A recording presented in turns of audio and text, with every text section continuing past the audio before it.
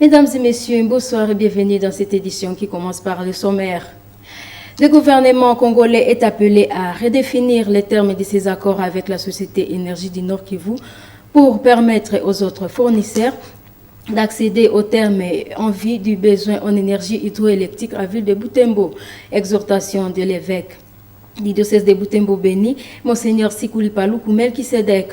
Il l'a dit pour exprimer son indignation face aux coupures intempestives du courant électrique en ville de Butembo. Tout pour le sommaire, mesdames et messieurs, bienvenue au détail. Nous l'avons annoncé en titre, l'évêque du diocèse de Butembo-Béni s'est révolté contre les délestages du courant électrique fournis par la société Énergie du Nord Kivu et NK.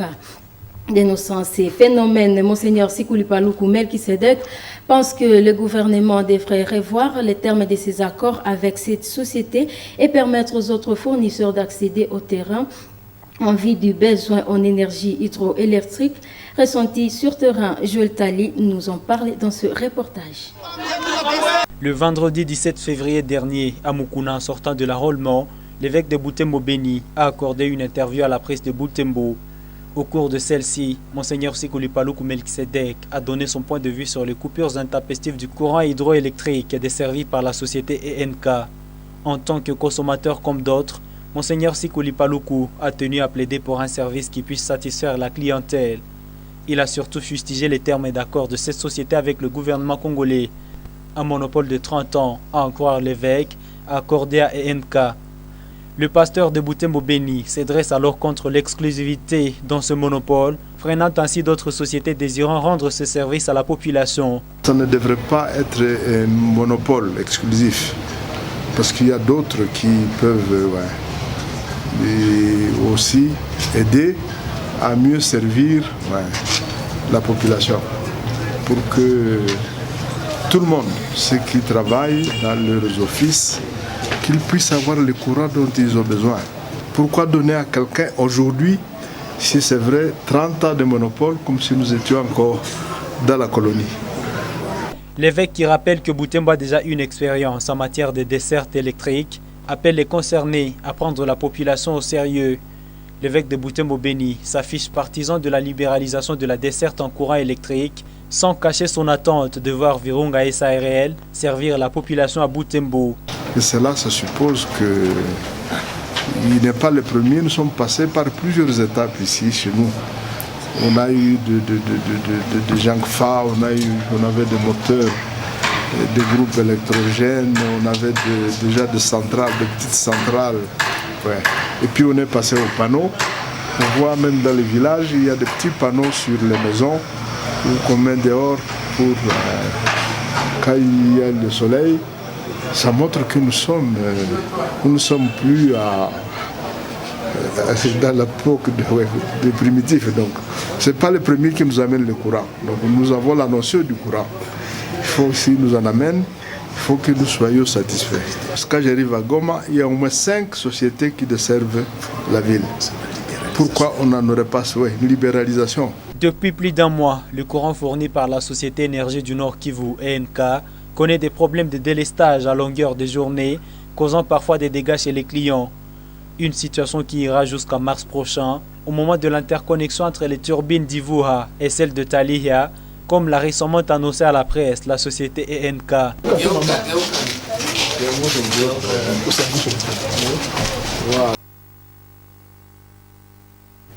Dans un autre chapitre, l'évêque de Butembo-Béni dénonce la multiplicité des groupes armés qui insécurisent plusieurs zones du diocèse de Butembo-Béni. Monseigneur Sikuli Paluku Melkisedek, vers la fin de la messe de l'ordination sacerdotale et diaconale célébrée le jeudi 16 février à Kitatumba, a fait savoir que nombreux de ces groupes armés sont constitués des fils du terroir. C'est pourquoi il appelle les habitants des régions assiégées par ces groupes armés à sensibiliser leurs proches membres de ces groupes armés à cesser d'avec leur activisme. Suivons l'extrait du message de Monseigneur Sikuli Paluku Melkisedek.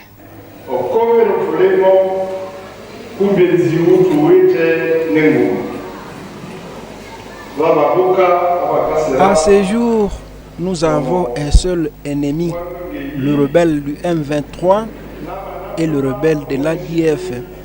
Je vous demande, chers fidèles, si parmi les miliciens qui déstabilisent la région figurent quelques membres de vos familles, et si quelqu'un a engendré un enfant et qui sait que cet enfant s'est enrôlé dans les groupes armés, qu'ils lui disent que nous avons besoin de la paix. Nous ne devons pas rester tout le temps en train de pleurnicher et solliciter des aides étrangères, mais nous devons savoir que la paix viendra de nous-mêmes.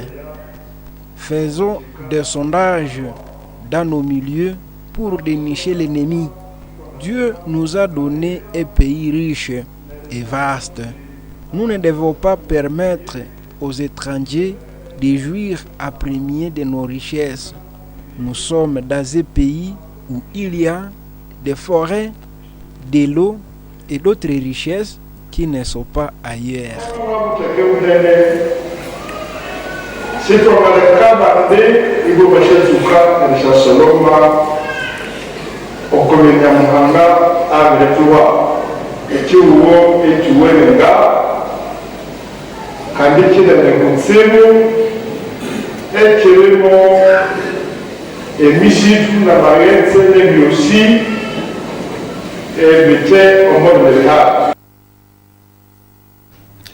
Et les forces armées de la République démocratique du Congo dénoncent une énième attaque contre ses positions en territoire de Massissi.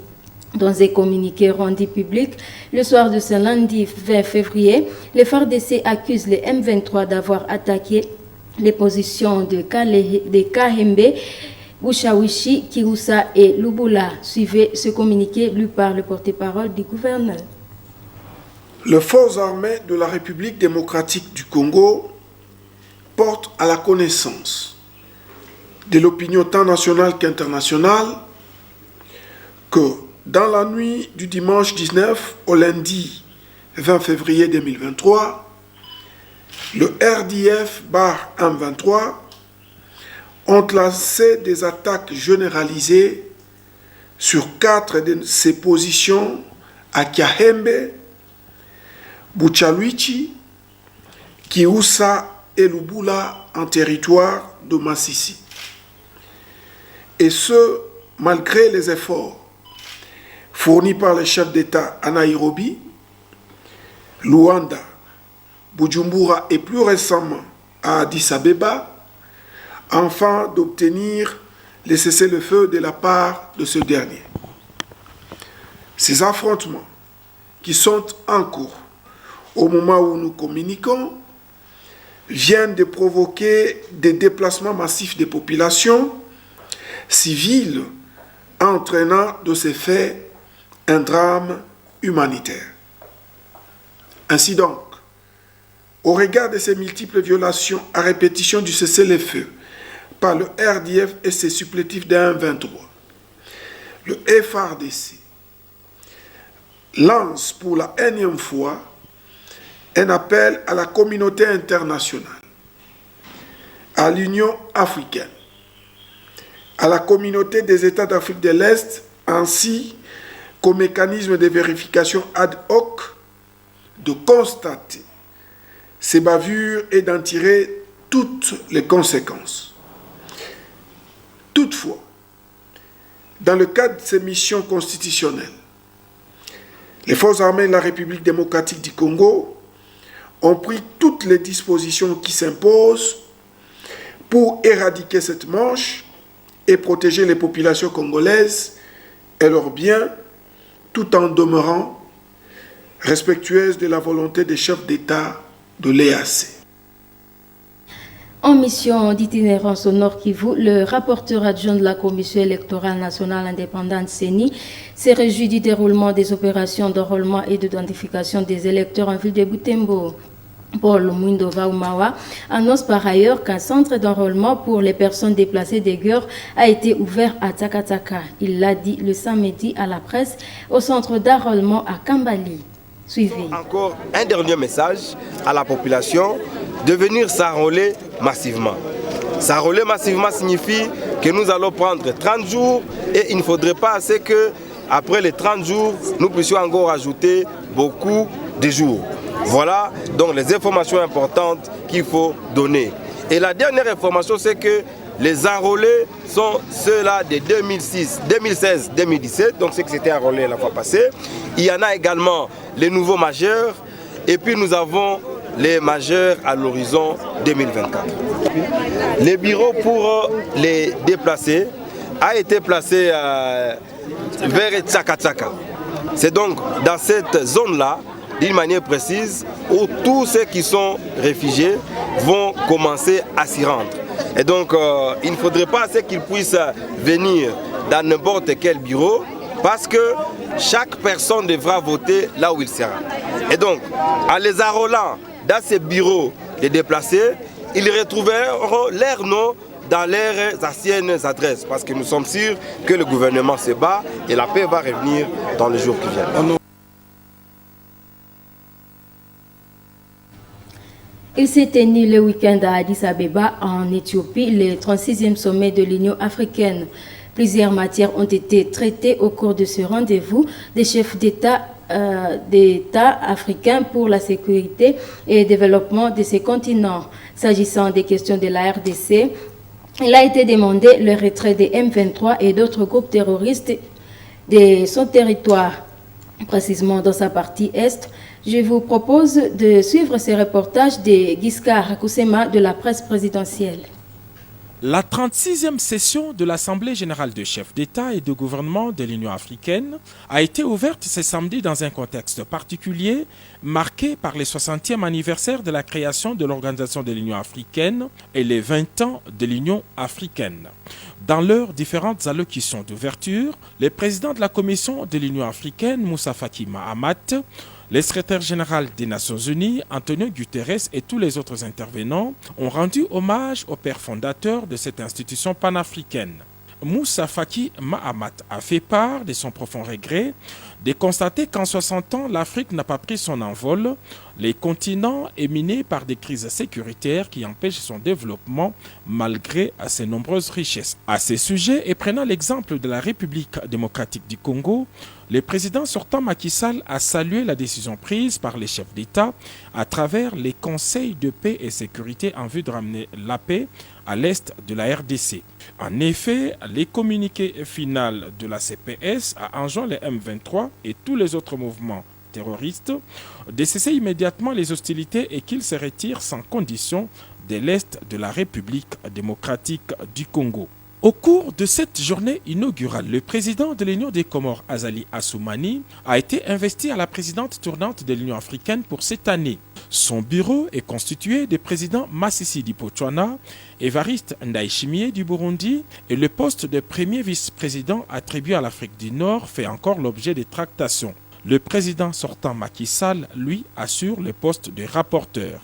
Très actif dans la diplomatie secrète, le président Félix Antoine Tshisekedi a réussi à faire élire Dr Jean Kasseya à la tête de CDC, le Centre africain de surveillance et de prévention des maladies.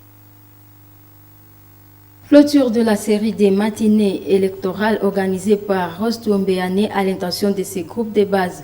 Après avoir fait le tour des communes Boulengera, Moussoussa et Voulamba, la dernière matinée a eu lieu dans la commune Kimemi ce dimanche 19 février. Dans cette mobilisation se clôture sous une note de satisfaction aussi bien pour l'organisatrice ainsi que pour ses bénéficiaires. Suivez.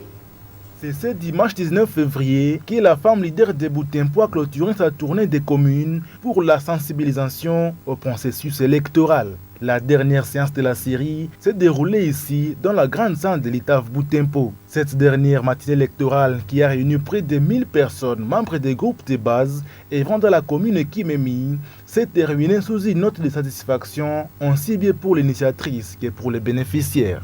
Ces séances d'éducation civique et électorale ayant ciblé tous les groupes de base qui soutiennent la vision de Mme Rose Toumpéané ont touché plus de 5000 bénéficiaires à travers les 4 communes. Tout en saluant le patriotisme qui caractérise cette femme leader, ces derniers ont pris de fermes engagements pour s'approprier le processus électoral en cours en RDC en général et en ville de Boutempo en particulier.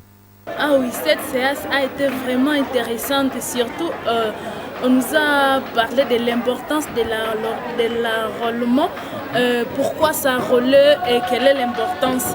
Premièrement, je suis vraiment émue, je suis vraiment contente. Pourquoi? Parce que c'est une activité qui est à la une et je suis amoureuse de mon pays, donc je mets ça vraiment dans un bon bain. L'enrôlement a beaucoup d'importance. Premièrement, pourquoi? Parce que ça va nous permettre de passer aux élections communales et urbaines jusqu'à nationales.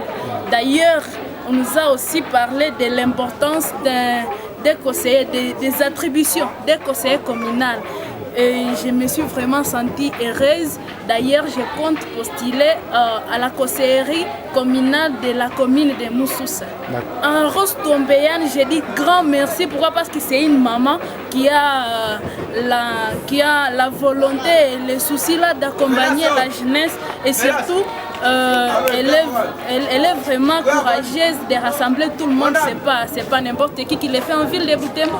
Si nous enrôlons un maximum, nous pouvons déjà avoir la chance d'avoir plus même de 4 députés, voire même 8 députés. C'est la raison pour laquelle nous appelons toute la population de la ville de Butembo en général, plus particulièrement aussi la population de la commune Kimemi, de s'enrôler massivement pour que au moins notre ville de Butembo puisse aussi bénéficier des décisions qui se prennent déjà au niveau national comme au niveau de l'Assemblée nationale. Pour sa part, Rose Tombéane se réjouit de l'atteinte de l'objectif de cette mobilisation. Animée par un patriotisme exceptionnel, la brave dame de Butembo attend voir les bénéficiaires restituer les matières prises auprès des autres membres de la communauté. Nous avons déjà fait le tour de toutes les communes et l'organisation, la mobilisation de tous nos groupes de base à l'enrôlement. L'objectif principal était de mobiliser nos troupes, nos groupes de base, les membres de nos associations. Ce sont les gens qui partagent la même vision que nous et qui sont prêts à travailler avec nous. Chez nous, on ne parle pas d'accompagner parce que nous allons ensemble, nous évoluons ensemble. Et une fois mobilisés, demain, comme nous venons de terminer les matinées dans toutes les communes, demain nous commençons la plus grande activité, c'est comme on dirait la finale pour les activités liées à l'enrôlement. C'est l'activité de porte-à-porte que nous allons commencer partout où il y a nos groupes de base. Ainsi, la prochaine étape consiste à une stratégie porte-à-porte qui sera menée sur l'ensemble de la ville par tous les membres des groupes de base afin de poursuivre la mission amorcée par leurs leaders.